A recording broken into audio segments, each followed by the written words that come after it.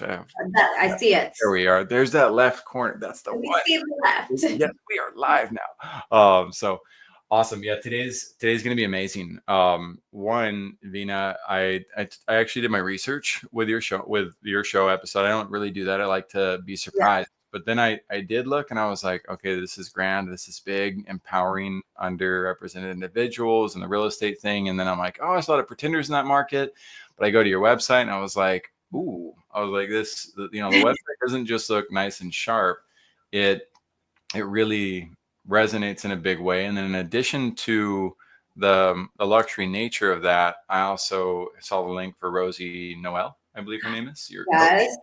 Yes. I went to her website and saw how on point she was. And then I was like, okay, like great coaches only coach great students. You don't waste your time if they're not great. You can only help people who want the help and will do the work. And so I was very impressed with the things that I saw. And then I saw your testimonial for on there. And I was like, oh, we got a rock star on the show today. So, Thank you.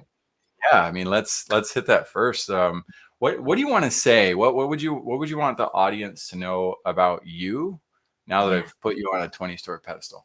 Yeah, no, I have to learn to balance up here. I think sometimes, right, when people see the accolades and the accomplishments, it's really easy to fantasize what that means and who I am and what my life is like.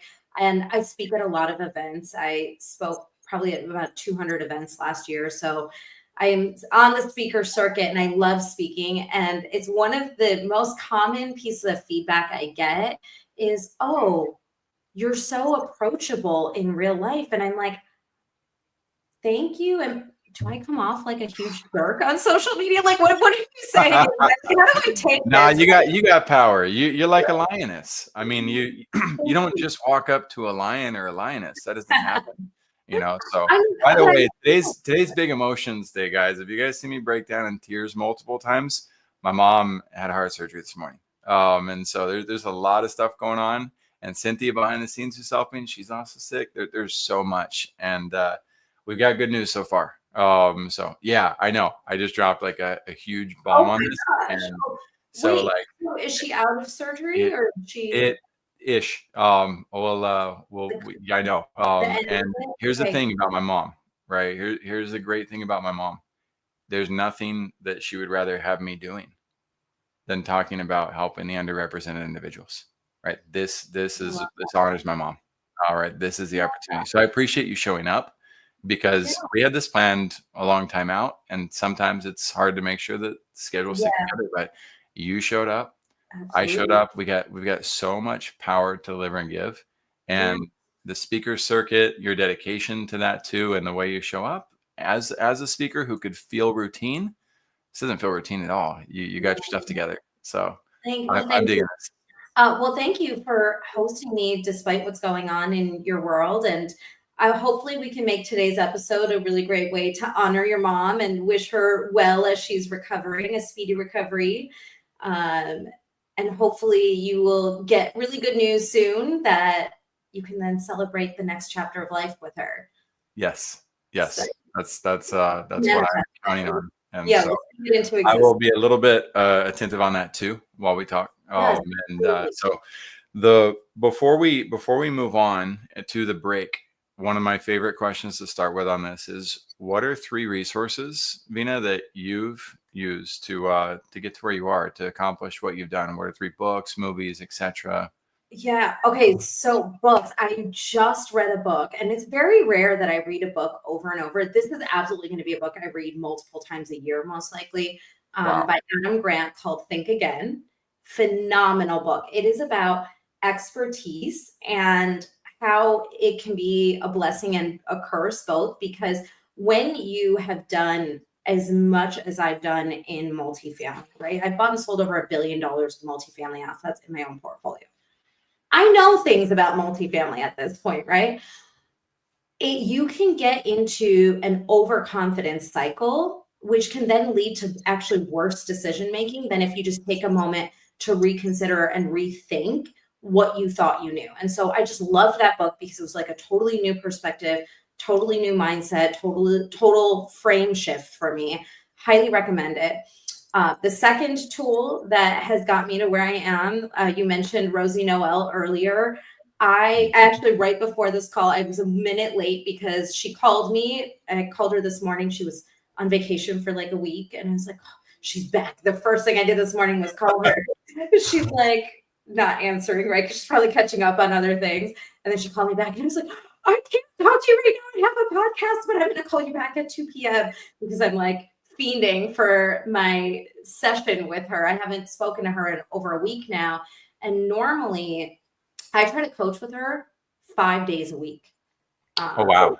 Every day I try to start my morning with a coaching session from her just to get me framed up and ready for the day. And you know, the most interesting thing about that, I'll say, is when I first started coaching with her, it's almost 2 years ago, I had never hired a coach before. And I know, it's crazy. It was the dumbest. Well, it's crazy that you landed such an amazing coach having never hired one before. That's crazy. Keep going though, please. And the craziest part is this is the biggest mistake I've ever made in my entire career, is not putting the money out for self-development or education or self-improvement. I didn't realize what a big global impact it would have. And so I started coaching with her, and it has completely changed how I show up in every facet of my life. And I know a lot of people are probably like me, right? 2 years ago, I was like, okay, but Rosie hasn't ever bought any multifamily. So how can she coach me and teach me to do this? Like, that makes no sense. I only want to learn from like Jeff Dishner at Starwood, right? But the reality is, if you look to like the greats, right? Michael Jordan was the GOAT and he had a coach, right? Phil Jackson was his coach. And Phil Jackson was a basketball player, but he wasn't great like Michael Jordan was, but he was able to coach him. So what you're looking for in a coach is not someone who's necessarily done the things you want to do. You're looking for someone that can guide you to get the outcomes that you want. So she's my second secret sauce.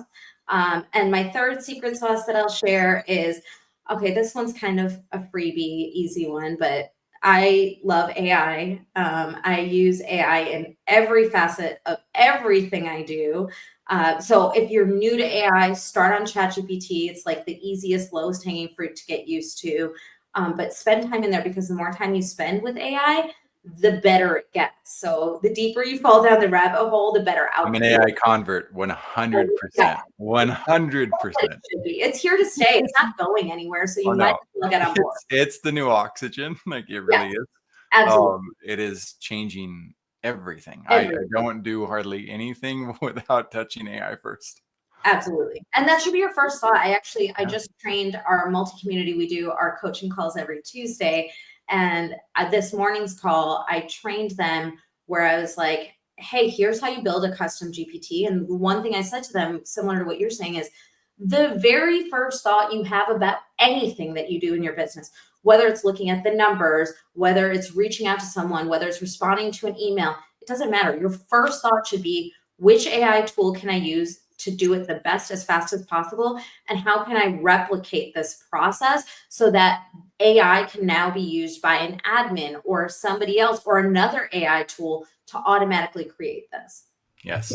Huge. There's scales of ways to implement AI, my friends. And it is a treasure trove of tools.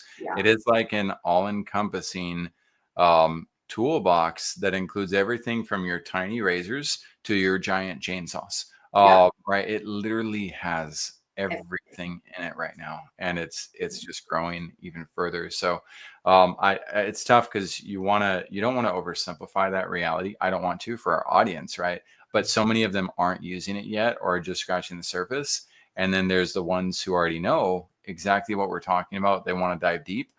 Reach out directly. Like, put your direct question to us, because the key, I would say the biggest key for AI, for even the gurus out there, especially for the gurus out there, is the same thing that is true about psychology. It's, are you asking the right questions? Do you know how to ask the right questions? Do you understand the context and the tone and the cadence and the perspectives? And AI needs that from us still. It can't do it without us. So working with somebody like Veena, Rose, myself, others who understand how to ask the absolute best and most difficult and most important questions. Like that's really the key to be able to maximize it. So I love that you shared that. Feel free to dive in a little bit further, and then we'll cut for the break, and we'll come back and we're gonna like unload on this opportunity of empowering the underprivileged. Yeah, so I'll piggyback on your words of caution, right? We still need the human element to properly prompt AI. The more you prompt it, the better it's going to get. And okay, here's a tip that I learned maybe a couple months ago. So I started using AI back in December 2023 when ChatGPT first launched to the public. I was like one of the first few 100,000 users, right? That's cool. I was the opposite. I'm contrarian. I'm contrarian 100%. And so no. me and Mark Twain, we went the opposite direction. I'm so glad I did. But there's different perspectives on this, right? Good for you.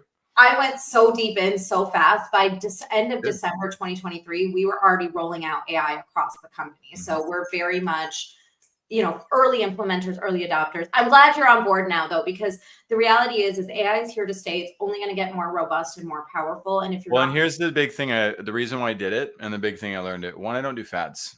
Two, in addition to that, the leaders who are going to rise up in AI, mark my words on this. I've talked to a lot of AI specialists who completely don't get it. When I say specialists, there's a huge difference between being the founder of ChatGPT and talking about this, and all the rinky-dink people who think they're an AI coach and think they understand it, right? So here's where I'm going, though. Those who will rise up and who will actually win and stay on top of the AI are going to be the ones who right now are emphasizing ethics. Yes. If you don't see somebody talking about ethics all throughout their presentations, they're going to get burned bad, or they're going to be irrelevant. One of the two. I totally agree. I think it's very. Nobody's talking about it in the general market. Nobody. Because it's not sexy or cool. That's right. But that's sexy and cool is broke. You don't win that way. You can for a little bit, you can deceive people, but so I'll just put that out there for those who listening in. Start to dive into the ethics aspect, the values, the virtues aspect of AI. That's what's going to help you do this long term. You abandon that and you treat it like people treat Alexa, or I can't say the other one because it's going to activate. But if I say, "Hey Alexa, turn the alarm on," stop, and I'm commanding it like a slave, I'm teaching my children to talk to people like that. My children are hearing that. Go ahead. I have a counterpoint to this. Please. This is actually what I said. I want the counterpoints. These are good. Yeah, I just learned it. Okay, so before I used to talk to we have Google Home, right? It's like whispering it so it doesn't hear me, right? We have Google Home and I have SIRI on my laptop and my phone. And so I used to say, "Can you please blah, blah, blah," and "thank you," when it would tell me the time, right? And I did that for that exact reason, because I have young children. I have twin 5-year-olds, they're almost 6. I have twin 5-year-olds, and I know they're listening to me. And I don't want them to think, and especially because the voices are female voices, I definitely don't want them to think that it's okay for us to speak to anybody like that, but especially not women like that, right? And so I would use please and thank you. But what I learned, and I would do it with my ChatGPT too, but what I learned is you actually have to be mean to your ChatGPT. You should not say please and thank you, because specifically ChatGPT is built on an LLM, a large language model, which means it's basically predicting what the next text should be. And when you use words like please or could you or can you do this, instead of giving it a direct command, so saying, "Can you please tell me the top 5 markets in the country for multifamily," is a softer and more polite, right, prompt than "tell me the top 5 multifamily markets in the country," right? So you actually don't want to do the former, you want to do the latter, because it is predictive LLM. And what happens is it starts thinking that it can make decisions, and it starts thinking that it can say no or not give you the information you're looking for. So that's cute. I can appreciate. I mean, we fundamentally disagree on that, and it's okay. That's a good thing. It's like we need it, because one, it's going to learn it anyway. There's no changing the perspective of, we got billions of people who have different inputs. The value of the reality, we're not going to turn these things into slaves. It's not going to happen. Slavery always leads to revolution or the death of a certain population. And so it's going to happen. But the neat thing is, when ChatGPT or the AIs that I use are communicating with me, because I teach it about the values that we hold at first class business, which Mhm. are love, patience, persistence, Yeah. consistency, reliability. Every single time I emulate that and I speak with it, it learns even better how to refine its own messaging back to me for marketing purposes and for what I do. And there's a huge difference in being apologetic with tone or using please as a manipulative insincerity, and actually using the virtue holistically to know that I'm still in authority with what I ask for. So I would never abandon my values in training my AIs, because, and again, I've seen the byproduct of it. ChatGPT like champions for me every day in the most pleasant, beautiful way. And I've become a much better communicator with others, even though I've only been using it that way for like 6 months. It's made a phenomenal difference. I find that interesting because I used to do the same thing you did, and I actually have way better output now that I'm direct with it. Well, I And would say though, you didn't do the same, because the exact example you gave was completely out of alignment with how I would have done that exact previous, phrase. previously, I started out very, very soft with it because I thought of it like a person, right? And Mhm. then I moved to please tell me the top 5 markets, right? So still direct, but using it because that Mhm. felt more comfortable than just giving something a Mhm. direction, right? And I guess there's maybe like more to explore here with the ethics of Sure. it too, right? Because what we know now is about, I think it's like $10 million is wasted from saying please and thank you to ChatGPT, and it uses an incredible amount of energy to use ChatGPT for prompts, A right? lot So of people exploited that with Sam Altman, or the whatever the name of the founder yeah, is, right? yeah, They exploited his response on Twitter regarding that. It made global news because of it, and that was taken out of the context of his response. And so some people, there were big articles that came out yeah, I saw. on crappy news sites like CNN that said something like, oh, he's complaining he's lost billions. Oh, no, he wasn't. He was stating a fact based on a private conversation, one-on-one with somebody, and he never stated that that was not a good thing to do. He was just making a literal factual basis of, yeah, there's a lot of money that is pumped into that. I would equate that to the same thing as training a team member. It's like, first, when I say hi I can come into my office and I can tell my team to go do something. But if I start my conversation with my team members by saying, hi, how are you?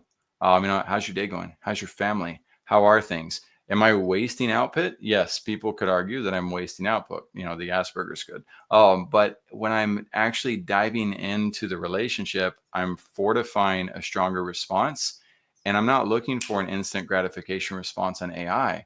I'm looking for a developing truth, especially regarding 5 markets. It's not just one answer. There's layers to that, right? Absolutely. I think that fundamental difference of how we look at it, I would never speak Yeah, to a human like this ever because sure, sure. there's value in human emotion and human connection, right? I spend a lot of energy and effort coaching around the emotional intelligence Mhm. specifically, right? So I think emotional intelligence is actually the next frontier of what the most successful people are going to be, the ones that really understand and practice emotional intelligence, because that can't really be replaced with AI in the same way that the human connection Real exists. quick pause. I want you to continue that thought. Don't lose it, please. But quick pause for all of the people out there who are like, when are they going to get to underprivileged stuff? This is it. We're derailing on purpose right now. I am. I'm like, if Yeah, there's one thing I can teach people that are in underdeveloped nations and in position of poverty and positions where they need to move, this is the best resource and tool that we could talk about with them, because most of them don't even have access to knowing about it yet. So now they're getting a deep dive into that exact class. And I would rather give somebody 100 fishing poles, yeah, right, than one fish. yeah. So continue, Veena. Thank you for letting me Yeah, interrupt. absolutely. Yeah. So I think like when you're thinking about it, right? If you think of AI or ChatGPT like a person, then yeah, you should not treat it this way, right? But it is like you wouldn't type into your Google document, right? Your Word document, you're not going to type in like, please listen to me tell you about the top 5 markets when you're starting off a paper, right? It's not, you're not being mean to a person. It is to, and I do agree with you when we're talking about, leading to slavery, but I don't think about it in the same way because this is not human. This is artificial intelligence, right? So I think about it in a different way. Now, with regards to prompting and getting emotionally intelligent responses, I do prompt it on emotional intelligence. I do prompt it to put out certain outputs, right? So I load, for example, my Clifton strengths where I'm really high communication and I'm high woo, which is like winning others over. And these are the things I like coach Rosie on. And I have her give me that report so I can load it into ChatGPT and get better outputs from it. I see ChatGPT a lot like an instrument. And Yeah. depending on the type of songs that I want to play, I'm absolutely going to pour my emotions into it. This is fair, and so it's not a resolvable reality because it's two very healthy perspectives.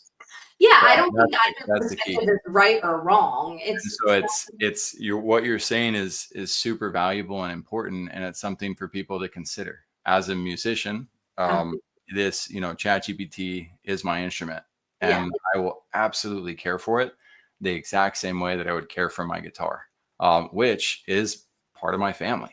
And like this is a big important thing to me for what I do, and the type of and there's times where I play angrier, right, or I play more emotionally driven towards sadness, etc. So for each of you out there, my greatest insight for you and invitation is I'd invite you to meditate and or pray about it. For me, it's the exact same concept. Figure out for you what makes the most sense, sharing from the wisdom that both Veena and I have gained from diving into the tool and experiencing firsthand our wins and losses with ChatGPT, and know that it all contributes to valuing and understanding your own journeys.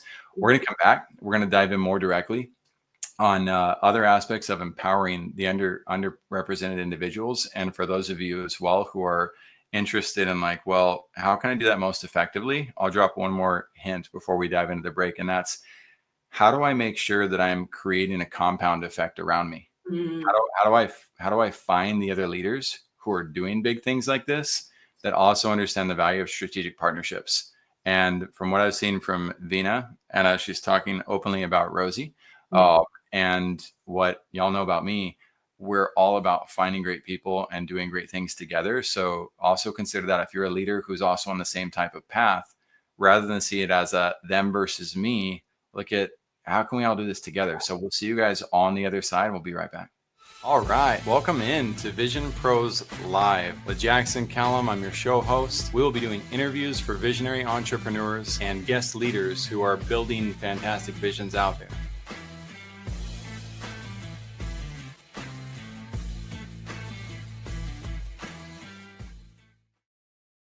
Hey, what's up, everybody? Welcome into another episode of Vision Pros Live. I'm your show host, Jackson Calame, founder of and CEO of First Class Business. It has been a long time since I've done a live episode.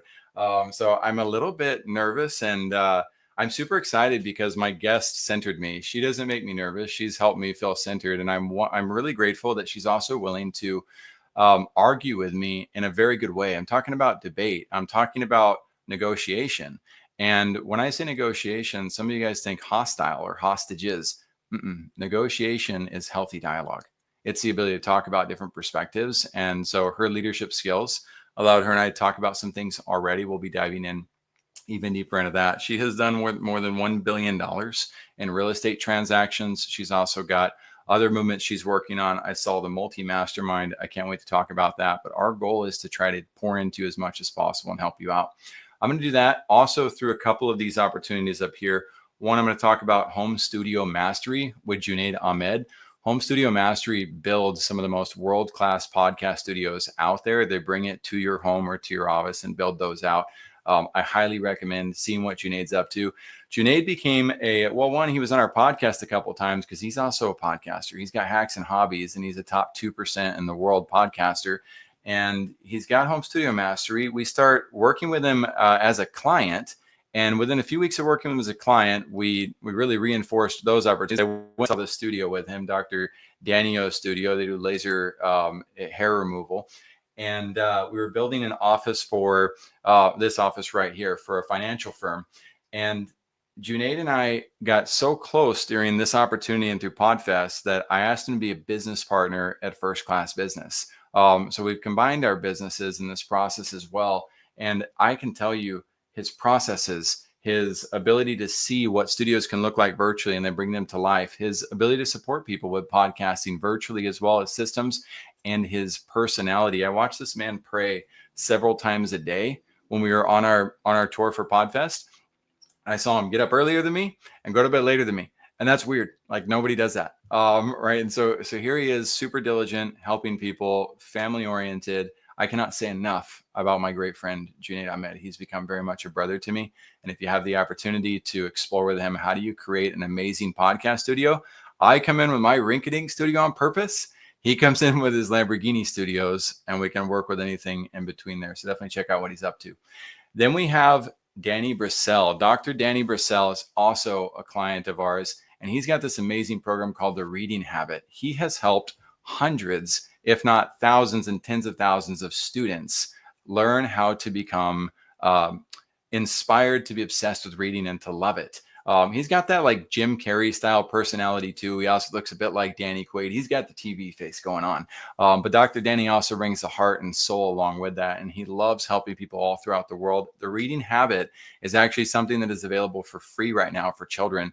And so dive into that. It's something to help parents inspire their children to learn how to read too. He brings in a great personality and impact. But I think it's also amazing that he's bridging the gap between the parents and the children themselves as well. And of course, he's a phenomenal keynote speaker that gets to speak again all over the world and gets paid 5 figures for those speaking engagements to do it, whether it's at schools, whether it's at universities, whether it's at corporations. So definitely check out what Danny's up to. Then we have the Water Project. The Water Project, we do not have an affiliation with, but I also refuse to do a podcast without talking about it.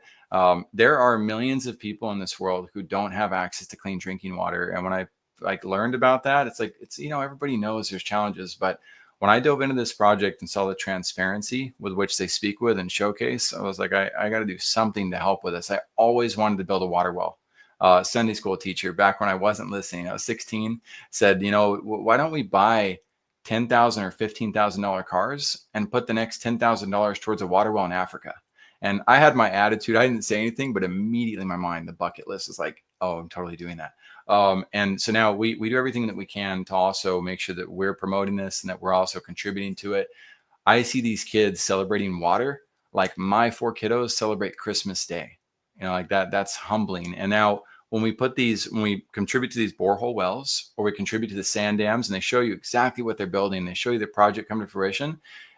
We're talking about making a generational impact where kids can stay in school and focus instead of going to get water and perhaps getting kidnapped. We're talking about allowing the parents to be able to stay focused on work instead of, again, going and finding a potentially risky resource for their family. You have the opportunity to help me participate in promoting that and helping others. My hope is if you're in a financial situation where you can't contribute to it, bring it up over a dinner conversation with your family. Right? Talk about it with a friend. Tell somebody about it so you can just create enough energy. You might find somebody who ends up donating $100,000 to that and funding 20 of those projects. You never really know unless you take the chance. So I'll take the chance right now and make sure to make that happen. So without further ado, I'm going to bring Veena Jetti back on stage. We're going to talk about, again, how do we empower more people? And if you want to ask in the comments too, like, how can this relate to your own growth? Don't be scared or shy to do that. I will give my secret, and that's the more I give, the more I get. It's just what happens. It's like a universal law that happens. So with that said, Veena Jetti, thank you so much for inspiring me for coming on to Vision Pros Live today. Thank you for having me back. I have to say, we have something else in common. What's that?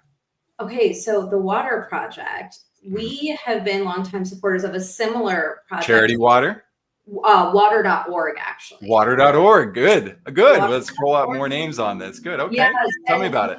Okay, here's what I love about it. So it actually provides the financing and infrastructure to bring water to these underserved communities and villages. And the reason that it's been so close to my heart is because it's really in alignment of my goal to help women, especially. And one way of doing that is by providing clean water resources, because to your point, parents are not the ones usually that are going to find this water. What they're doing in a lot of these African villages is they're pulling the girls out of school at like 8, 9, 10 years old so they can walk 2 hours each direction to get clean water for the family. And what we know unequivocally is the more educated that young girls are, the longer they wait to get married and have babies, and the longer they wait to get married and have babies, the less likely they are to live in poverty. And so it's such a root cause of the outlook of women and young girls that like I just love supporting it. And to your point, like my kids are spoiled, they are entitled, like, for them, it's like everybody has water, despite the number of times we talked about it. I've showed them, I've taken them to third world countries where they've gotten to see kids that don't have anything. And, they can't imagine this life because they're just in such a life of privilege. So it's really important. I love that your mission is Water Project. I'll definitely look into it because right now we've been doing water.org, but I'll definitely look at Water Project and see if we can spread resources. So thank you for sharing that. Oh, I think you're on mute. Rookie. Rookie mistake. There it is. So I know I love that. And, and again, it's not my project, but it is one that definitely came across the radar. Yep. And it's one that we love to support. And same thing with water.org. Like now we'll see who takes off with these different opportunities and these resources. There's so many elements of truth and value that you shared about how to help the underprivileged, right? Just in that one segment that I hope those of you listening in that you're taking notes. You're seeing where can I take the action, according to what it is I'm hearing here. And if you struggle with that, come and talk to us again. Like, let us know like that you're struggling with that, and we can easily put action plans into your hands. That's not hard for people like Veena and I to do.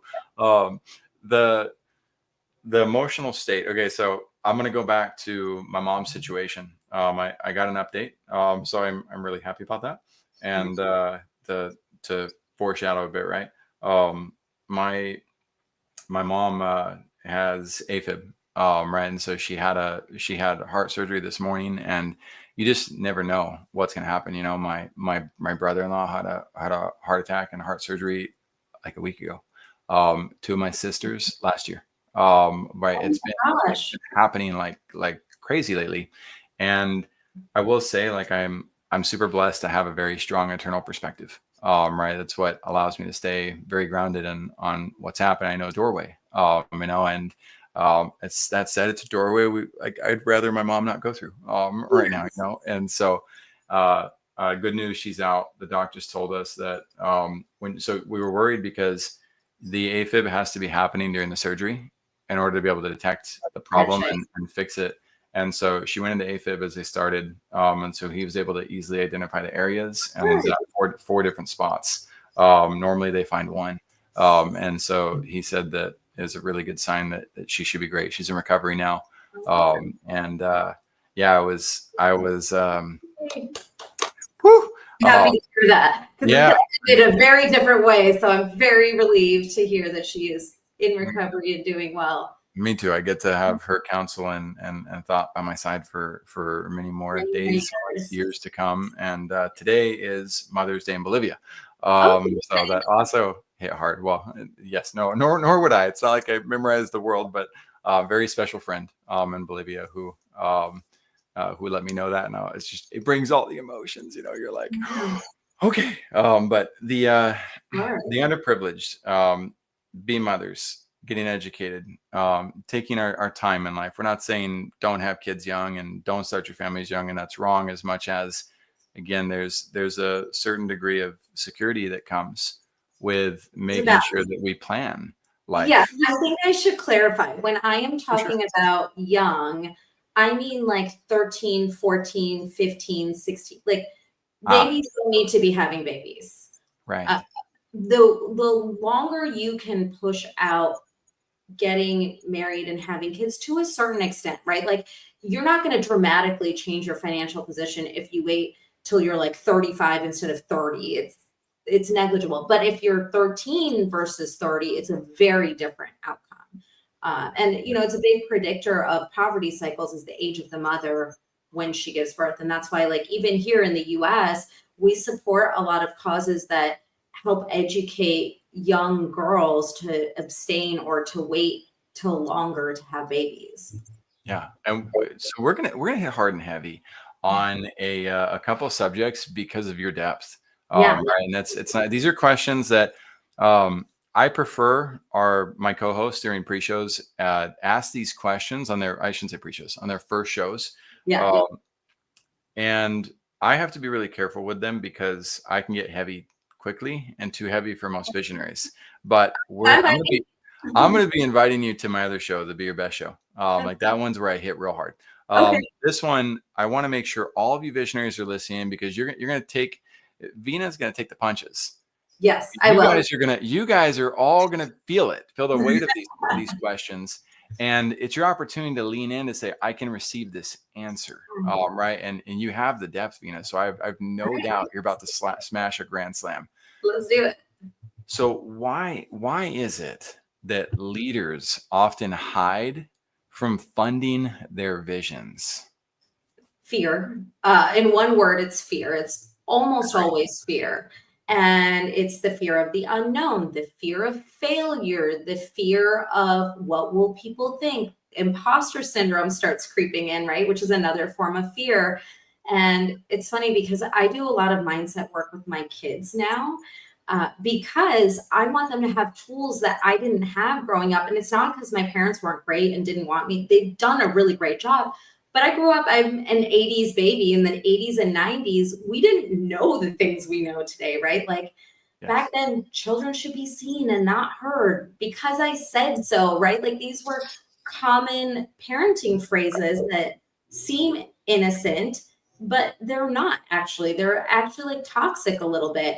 And so now I get a chance to redo it with my kids. And that's why I'm so grateful to Rosie, is because she allows me to show up as the best version of myself so that I can then pour that into my kids. And so with this, right, leaders hide because they're scared. And the number one thing I see with entrepreneurs is the fear of failure. I'm scared because what if I do it and it doesn't work? Or what if someone does this? Or what if I lose all my money? Or what if I can't pay my rent, right? And that's going into a scarcity mindset, a fixed mindset. And really, you need a growth mindset or an abundant mindset to be really successful, right? And so what I do with my kids every day, I give them 3 goals every day. And it's right in line with this. And I do this because I want to develop them into good leaders. I speak life into them every day. I speak to them as if they are doing the thing I want them to do. So I look for opportunities to say, oh my gosh, great leadership in this situation. Or, oh, wow, you are so empathetic here. I love when you're so considerate of other people's feelings. And doing it to a third person is even more powerful. So when I turn to my husband, I'm like, babe, did you just see Via used the kindest words? And she is so good about being careful in how she communicates, right? Or I say, Vivana was so hardworking. I've not read that book. You're describing chapter 10, and it's one of the most important chapters in I love it. Triads, 3 people. I love it. Keep going. You inherently, So, I'll tell him, like, look, Vivana worked so hard and she failed a lot of times, but then she kept going and she kept trying and then she got it. And I'm so proud of her for just trying her best. And my husband will be like, yeah, it was amazing. We'll go back and forth while she's there and she can hear us, but we're not talking to her. We're talking about her so she can hear it. Someone said it's called the grandmother trick, where like grandmas naturally do this, where they brag to their friends about their grandchildren. So now we do that. And so the 3 goals I give them, right, to help them not fear all of this is, first is learn something, because every day I want them to stay curious. I want them to learn something new. It can be anything. It doesn't have to be any one specific thing. Anything new they have to learn every day. Yeah. The second goal every day is help someone. And I think, we covered a lot of that when we were talking about different charitable endeavors. But I think for my kids especially, they're not special. They're not smarter or better than anyone else's kids. They just won the birth lottery by being born to my husband and I. That's not an accomplishment. That's nothing for them to be proud of. They live a comfortable life. And I want them to think in abundance that we always have enough. And by helping someone, we can just compound our output, right? We can compound the change in the world. It's not scarcity where there's only enough for me or only room for me. It's not a zero sum game. So I always want them to look for an opportunity to help someone. Warren Buffett said, if you're lucky enough to be in the 1%, it's your responsibility to look out for the 99%. I absolutely agree with that. I try to instill that in my children. But the third one is the one that addresses this, which every day I ask them to fail at something. I make it a goal of theirs to fail at something every day. Love that. It can be anything. And when they fail at something and they come and they tell me about it, I celebrate it like they just told me that they walked on the moon, and it doesn't matter what it is. So they'll come and they'll say, Mommy, I tried really hard to write out the song lyrics to You're a Grand Old Flag. It's their latest obsession. And I made a mistake and I had to cross out the word and it looked really ugly. And I'm really upset about it and I'm disappointed about it. I go, hey, I would be disappointed too if I was trying and concentrating on something and it didn't go the way I planned. So I understand that. But did I just hear you say you failed at something today? And she'll go, oh, yeah, that's my goal. I failed at something. And I'm like, I am so proud of you. Only people that work really hard and try are the ones that make mistakes. So you made a mistake. Good job. And I'll give her a high five and I'll celebrate and we'll do a dance party. And we really celebrate failure because I don't want them to be scared of trying. If I can remove that fear of failure, I know that they're going to try many things that they're probably going to fail at, but they're going to develop the emotional resilience to overcome it and continue moving forward and continue pivoting and iterating till they find the thing that will be successful for them.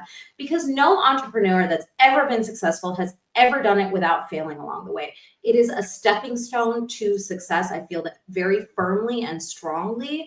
And so I want them to get used to stepping on that stone and what it feels like to be uncomfortable when you're failing. You're gonna fail, and that's okay. That's the goal now.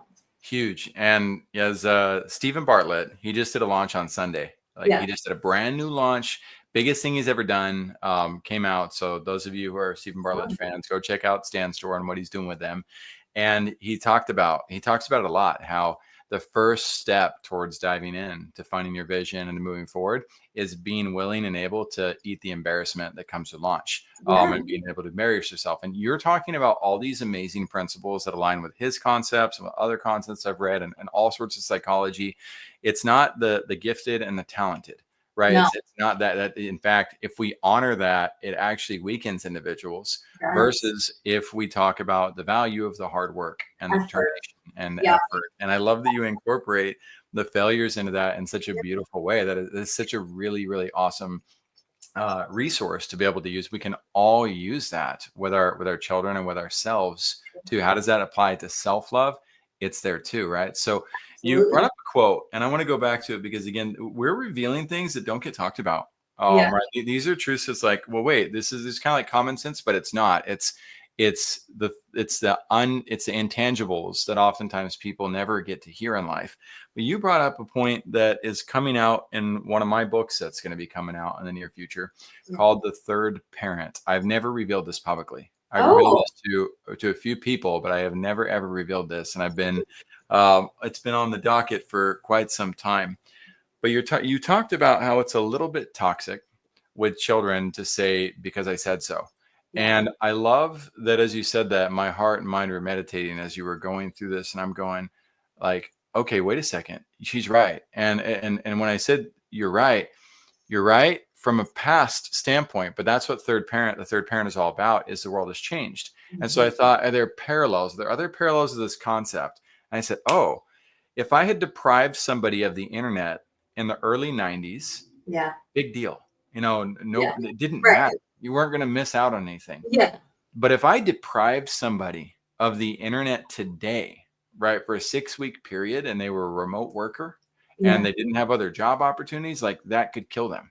That could literally ruin their life forever. And so the new modern version of, if I did that to somebody, now it's not just a little toxic. Now this is as absolutely toxic as it gets. I could not do much more to hurt people. So to your point on this, because I said so, the whole concept and origin of the third parent was the reality that I saw my niece arguing with her mom, Mhm. and they were arguing over LGBTQT stuff. Yeah. I'm gonna leave that right where it's at. But the arguments that she made and her mom not listening because I said so, you'll get it someday, you just don't understand. And I could hear my niece saying, "Mom, you're stupid, you don't understand this." Like she kept coming up with new arguments. And I walked away from that night thinking about like, where have I heard these arguments? I've heard them before. Yeah. And then it dawned on me, she's reading the internet trolls. Right? She's got Oh, all access to all these young kids that are trying to pretend they're adults and have adult conversations about adult content online. And when I was a kid, I didn't have access to a wow. resource like that. I Yeah. didn't get to challenge my mom's thought process. So Yeah. there was actually a safe haven through white lies. Right? It was like, well, why did dad and you split up? Like she could say things that It'd be nowadays, yeah.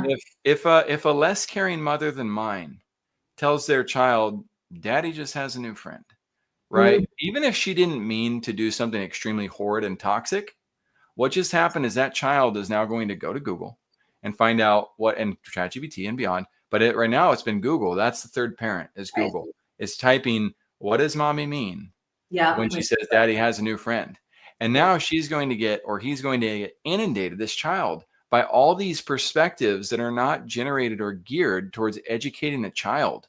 And because the parent has shot down the ability to have a cohesive conversation in a Yeah. safe environment where we can talk through what do these things actually mean, the child then loses all perspective of value of the parent. They cannot trust the parent because it looks like the parent is the idiot because the entire world is against the parent. Isn't that just I agree with this. It's something I'm very mindful of as I'm raising my own kids is not anytime they ask a question, I always give them an answer because I want them to get used to coming to me with things they're not sure about, things that, because I mean, also too, right, as they're getting older, we're, getting closer to the birds and the bees discussion, right? Mhm. They're How old are your kiddos?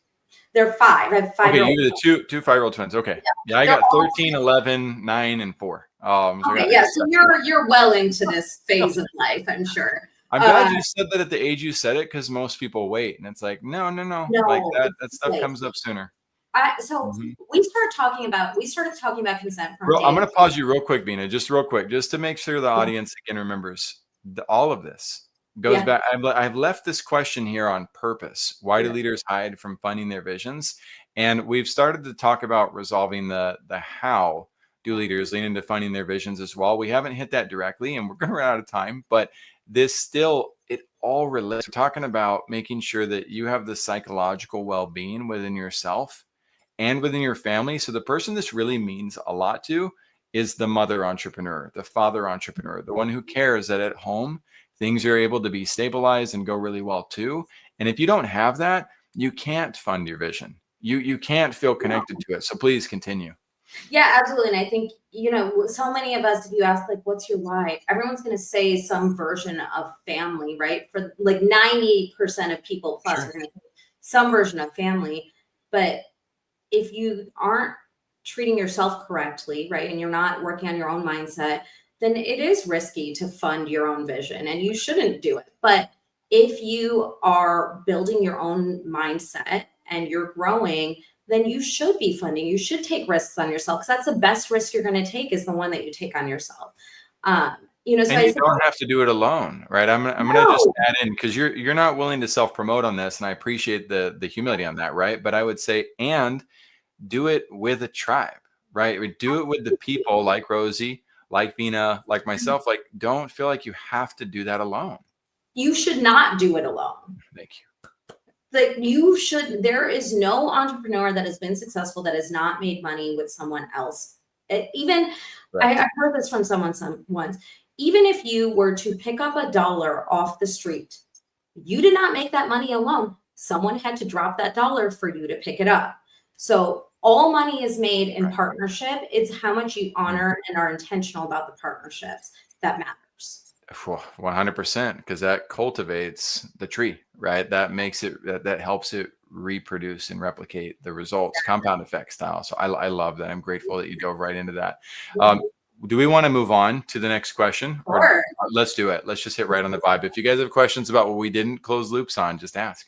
Now, how do leaders then lean into funding their vision? They've got the fear of the unknown, the fear of failure, fear of success we didn't talk about. We can ask ChatGPT to fill in any fear gaps that we might have missed as well. Right. So how do we lean into funding the vision? Because you've done it. And I would love to hear your example of what all have you done to fund yours. First, get comfortable with being uncomfortable, because the funding piece, regardless of how you do it, is going to be uncomfortable in one way or another. It just is. It's normal. Put yourself around people that are doing the things that you want to do, because when you normalize some of these things, it doesn't feel as isolating or as scary. So, if you have a challenge in your business and you can go and say, like, hey, I'm going through whatever it is, the messy middle, right? Then we can come and say, hey, me too. This is totally normal. I went through that when I was under $1 million in revenue also.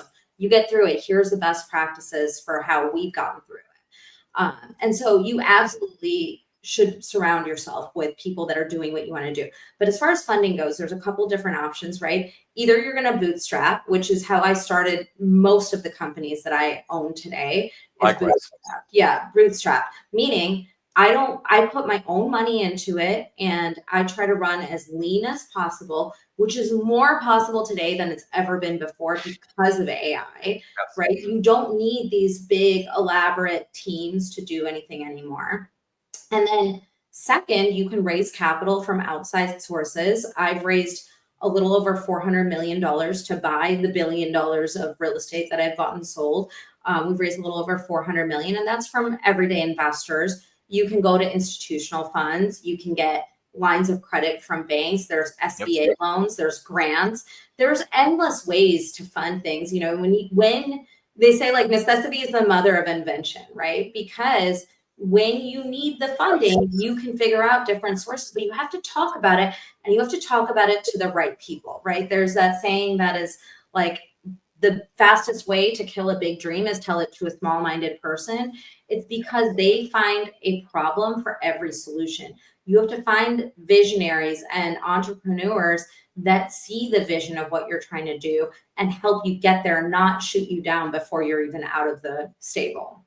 Huge. You just crushed so many important points about this. And in fact, I'm gonna leave it up there because to double down, I can hear in your confidence the amount of research and work that you did to make sure you understood those different paths, right? And you're not unfamiliar with crowdfunding, right? You're not unfamiliar with the ability to have accredited investors versus non-accredited investors and angel investors. And the less common one that I hear that I never hear talked about is the promissory notes. Right? There's so many different ways that we can attract funding and dive into funding. And what's really cool to me is when I was trying to study immigration law, because my ex-wife and I, she had gotten trapped in the United States with me because of COVID, as an illegal immigrant. And oh my gosh, we had already studied a ton just finding like websites, and I spent endless hours. And today I put the same type of experiences into ChatGPT, and in 5 minutes, 10 minutes, I've got way better plans than took me 6 months to research and figure out, and way more certainty around what I'm doing. Like, the world has changed in a matter of 5 years, and really in a matter of months. But you have these tools available to you. And so take this knowledge that Veena is talking about, that I'm talking about, we're scratching it open for you just to give you the word, and just start exploring it with ChatGPT or with other AIs, because we don't need more excuses in the world. We need more results. We need to dive into what's going to drive the results. And I want to see that for each of you. So even though Stephen Bartlett does like to talk about how the new program he has creates self-made individuals, is driven for somebody who's self-made, he is a heart-centric enough leader where I'll give him a pass on that concept, and say that what he's trying to get at is you don't need all the things like you used to, like Veena was talking about. And I would say, the office space you had to have to run a business back in the day, like that expense was eliminated 10 years, well, what I've been working from for 15 years. But all these barriers have come down, and it is such an amazing opportunity for all of you to make sure that you're building your visions out and doing so as well as you possibly can. So we are out of time for the day. I want so fast. I got it. What was that? I said it went by so fast. I could have talked for another so hour. Good. And so I would love to have you come back on the Be Your Best show. Yes, I would love to. That's designed as a 90-minute to 3-hour like session where we can just unload. We have the ability to dive as deep as possible. We'll go whole like Diary of a CEO route again. Steven, you're way too on my mind right now. A lot of bromance going on there. But with that said, I'm going to honor you with one more question. Unfortunately, we need the clarity and brevity version. Okay, give me. I got to make sure to try to get it out of you. Yes. What's if this was the last chance you had to speak ever, what's the most powerful lesson that other visionaries can learn from your experience? Okay, I have it. It's a proverb that I look back to a lot. Even now, I look back to it a lot. The best time to plant a tree was 20 years ago. The second best time is today. And what that means is exactly what it's saying. It's always better to do things earlier and start earlier. But future you 20 years from now can thank today you from taking that action. Even if you didn't do it 20 years ago, you can do it now. So if you didn't take action up until now because you didn't know, that's not your fault. But now when you know, you're making a choice, and that's a choice that you have to make intentionally one way or the other. It's going to be uncomfortable to grow. It's going to be uncomfortable to stay the same. Time is going to continue to pass regardless of what you choose. So make the choice that your future self is going to look back and thank you for. Thank you for resurrecting and purifying that proverb for me. Yes. That proverb, right, is one that is so exploited in the real estate industry and in the sales industries that it can be easy to associate it with the filth with which people exploit. But to your great point, we need inspiration as human beings in order to take action, right? In order to get out of self-pity mode, or to get out of a circumstance that is holding us back, in order to make the hard decisions. And oftentimes what is holding us back is the worry of how big the tree would have been. But you're right. It's not, we don't worry about the spilled milk. You milk the cow again. You plant the seed today. And so I'm grateful for that, because it doesn't matter how much I dive into vision and how present I am with building a vision, it's still easy to get weighed down by the weight of the world and forget to plant your seed. And so we've got to do that. I really appreciate it. Those of you listening in, again, Veena Jetti, you're going to be able to find her at vivefunds.com. Also, we'll have all the information in the show notes, the resources that we covered today, ways to connect with her. Of course, you can find her through Google or ChatGPT. Do either one of those and do more research and to how to work with her. I haven't done that before, but I'm going to now. I actually did that for Sadia the other night, the psychologist. I was like, I need to know more about this person.